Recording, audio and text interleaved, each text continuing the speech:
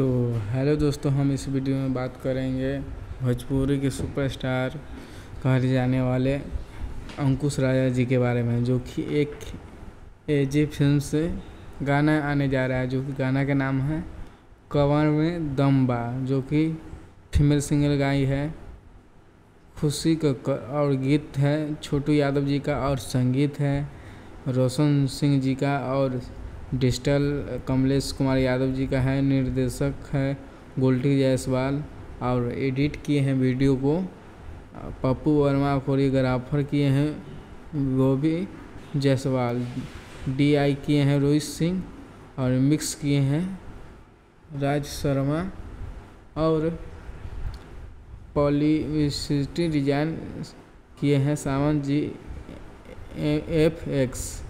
यह गाना 26 तारीख के 5:45 पर रिलीज किया जाएगा एजे फिल्म से, जो कि 5:45 पर रिलीज किया जाएगा। तो दोस्तों, चैनल पर नए हो तो चैनल को सब्सक्राइब कर दें ताकि भोजपुरी के हर अपडेट पा सके। जय हिंद, जय भोजपुरी, धन्यवाद।